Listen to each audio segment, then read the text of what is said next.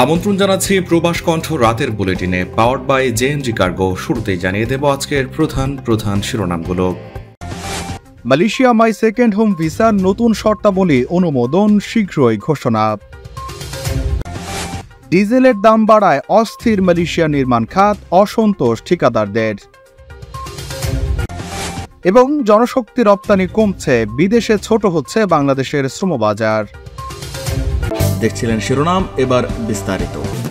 Malaysia থেকে দেশে মালামাল পাঠানোর পাশে আছে প্রবাসীদের বিশ্বস্ত জেএমজি কার্গো অ্যান্ড লজিস্টিক্স। প্রতি শুক্রবার শিপমেন্টে মালামাল যাচ্ছে বাংলাদেশের 64 জেলায়, প্রতি কেজি মাত্র 26 রিঙ্গিত করে। মালয়েশিয়ার যে কোনো প্রান্ত থেকে মালামাল পাঠাতে যোগাযোগ করুন 95 জালান্তুন এইচএসলি সিটি সেন্টার, কোতারায়া ব্যাংকক ব্যাংকের পাশে, অথবা ফোন করুন স্ক্রিনে দেওয়া নম্বরে। মালয়েশিয়া মাই সেকেন্ড হোম বা MM2H প্রোগ্রামের জন্য সংশোধিত নতুন প্রবিধানগুলো মন্ত্রিসভার অনুমোদন পেয়েছে এবং এর বিশদ বিবরণ শীঘ্রই ঘোষণা হবে বলে জানিয়েছেন দেশটির পর্যটন, শিল্প ও সংস্কৃতি মন্ত্রী দাতোশ্রী টিয়ং কিং সিং। নতুন MM2H শর্তাবলী ইতোমধ্যে অনুমোদিত হয়েছে। যদি সম্ভব হয় আমরা আজ এটি ঘোষণা করব। আজ পর্যটন Malaysia overseas office marketing action plan enhancement session প্রোগ্রামে সাংবাদিকদের এই কথা বলেন তিনি। টিয়ং বলেছেন, নতুন প্রবিধানের সাথে MM2H প্রোগ্রাম সরবরাহকারী সংস্থা বা এজেন্টদের দেশে সুনাম বজায় রাখার জন্য সর্বোত্তম পরিষেবা দেওয়া উচিত। MM2H প্রোগ্রামটি 2002 সালে চালু করা হয়েছিল, যা বিদেশিদের সম্পত্তি কিনতে এবং মালয়েশিয়ায় একটি বর্ধিত সময়ের জন্য বসবাস করার অনুমতি দেয়।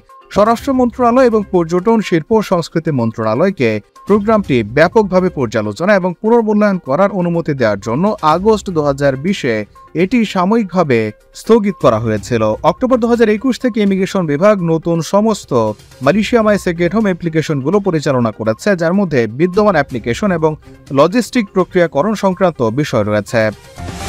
মালয়েশিয়ার ভূমিপুত্রা কন্ট্রাক্টার্স অ্যাসোসিয়েশন বা PKBM সভাপতি দাতুক আজমান ইউসুফ বলেছেন, সাম্প্রতিক ডিজেলের দাম বৃদ্ধির পরে দেশটির নির্মাণ খাতে অস্থিরতা বিরাজ করছে। নির্মাণ খাতে প্রতিটি পণ্যের দাম প্রায় 30% পর্যন্ত বেড়ে গেছে এক লাফে। সিনার হারিয়ানিয়ে দেয়া এক সাক্ষাৎকারে আজমান দাম বৃদ্ধিকে দেশের ইতিহাসে সর্বোচ্চ বলে বর্ণনা করেছেন। তিনি বলেন, এ সময় সাপ্লায়াররা সোমবার থেকে নির্মাণ সামগ্রীর জন্য নতুন দর নির্ধারণ করেছে। নতুন দামের প্রস্তাব না মানলে সাপ্লায়াররা ডেলিভারি বন্ধ করে দেওয়ারও হুমকি দিয়েছে বলে উল্লেখ করেন তিনি বলেন, আমরা মালয়েশিয়ার কনস্ট্রাকশন ইন্ডাস্ট্রি ডেভেলপমেন্ট বোর্ড এবং দেশীয় বাণিজ্য জীবনযাত্রার ব্যয় বিষয়ক মন্ত্রণালয়ের কাছে ডিজেলের মূল্য পরিবর্তনে শোষণকারী সরবরাহকারীদের অবিলম্বে নিরীক্ষণ করার জন্য আবেদন করছে। আজমান যোগ করেছেন, G1 থেকে G7 ঠিকাদাররা দাম বৃদ্ধির কারণে সবচেয়ে বেশি ক্ষতিগ্রস্ত হয়েছে। মালয়েশিয়ায় ঠিকাদারদের আর্থিক ক্ষমতা এবং বিভিন্ন আকার ও জটিলতার প্রকল্প গ্রহণ করার ক্ষমতার ভিত্তিতে 7টি বিভাগে তথা G1 থেকে G7 পর্যন্ত শ্রেণীবদ্ধ করা হয়। Kerajaan digesa masukkan kenderaan menghantar produk kuari dan konkrit siap campur dalam program sistem kawalan diesel bersubsidi SKDS 2.0. Persatuan Kontraktor Binaan Malaysia MBAM dan Persatuan Kontraktor Bumiputera Malaysia PKBM berkata tindakan itu bagi menstabilkan harga berkaitan pembinaan khususnya dalam kalangan kontraktor kecil.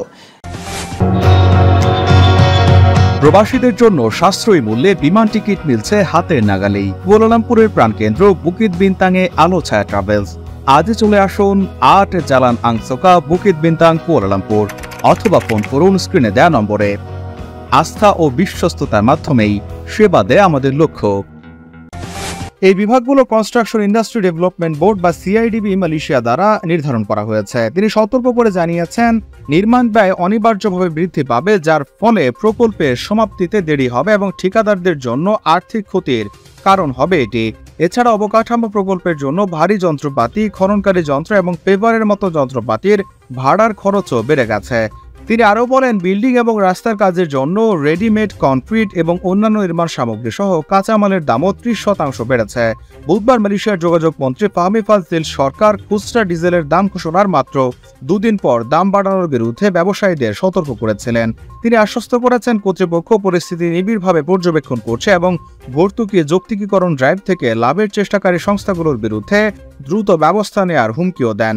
ফাহমি জনসাধারণের অভিযোগগুলো উল্লেখ করেছেন যে নির্মাণ খাতের কোম্পানিগুলো দাম বাড়ানোর জন্য ডিজেল ভর্তুকিকে কাজে লাগাচ্ছে। কমছে দেশের জনশক্তি রপ্তানি, একই সঙ্গে কমছে বিদেশে বাংলাদেশের শ্রমবাজার। এর নেতিবাচক প্রভাব পড়ছে রেমিটেন্সে। জনশক্তি রপ্তানি খাত সংশ্লিষ্টরা বলছেন, এখনই নতুন শ্রমবাজার ধরতে না পারলে এই খাত বড় ধরনের ঝুঁকিতে পড়তে পারে। বাংলাদেশ জনশক্তি কর্মসংস্থান ও প্রশিক্ষণ ব্যুরো বিএমইটি 2018 সালে নতুন 53টি দেশে কর্মী পাঠানোর সম্ভাবনা নিয়ে গবেষণা করলেও উল্লেখযোগ্য কোনো শ্রমবাজার এখনও তৈরি হয়নি। অভিবাসন বিশেষজ্ঞরা বলছেন, চাহিদার দ্বিগুণ কর্মী পাঠানো, ভিসার অপব্যবহার সহ বিভিন্ন কারণে কয়েকটি শ্রমবাজার বন্ধ হয়েছে। বেশি কর্মী পাঠানোর দায় জনশক্তি রপ্তানিকারকদেরও রয়েছে। সরকারকে বন্ধ হয়ে যাওয়া শ্রমবাজার দ্রুত চালু ও নতুন বাজার খুঁজে বের করতে হবে। জানতে চাইলে বিএমইটির অতিরিক্ত মহাপরিচালক শাহ আব্দুল তারিক বলেন, অদক্ষ কর্মীদের বিদেশে কর্মসংস্থান কঠিন হচ্ছে। কারিগরি ও প্রযুক্তিগত উন্নতির কারণে দক্ষ কর্মীর চাহিদা বাড়ছে। তাই দক্ষ কর্মীর বাজার ধরতে কারিগরি প্রশিক্ষণ কেন্দ্রগুলোর সক্ষমতা বাড়ানো হচ্ছে। জনশক্তি রপ্তানি কমে যাওয়া প্রসঙ্গে তিনি বলেন, চাহিদার তুলনায় বিদেশে কর্মী বেশি হওয়ার কারণ দেখিয়ে ওমান ও মালয়েশিয়া শ্রমবাজার সাময়িকভাবে বন্ধ রেখেছে। প্রচলিত শ্রমবাজারের পাশাপাশি নতুন বাজারে কর্মী পাঠাতে সরকারের পক্ষ থেকে নিয়মিত যোগাযোগ করা হচ্ছে। বেসরকারি সংস্থা ব্র্যাকের মাইগ্রেশন কর্মসূচির প্রধান শরীফুল হাসান বলেন, সৌদি আরবে প্রয়োজনের তুলনায় বেশি কর্মী পাঠানো হচ্ছে। গত কয়েক বছরে প্রায় 17 লাখ কর্মী দেশটিতে গেছেন। তাদের বেশিরভাগই কম বেতনে কাজ করছেন, যার প্রভাব রেমিটেন্সে পড়েছে। বাহরাইন, মালয়েশিয়া, ওমান, সংযুক্ত আরব আমিরাত সহ বন্ধ শ্রমবাজার আবার চালুর জন্য সরকারি পর্যায়ে তৎপরতা বাড়াতে হবে। একই সঙ্গে নতুন দেশের বিষয়েও উদ্যোগ বাড়াতে হবে।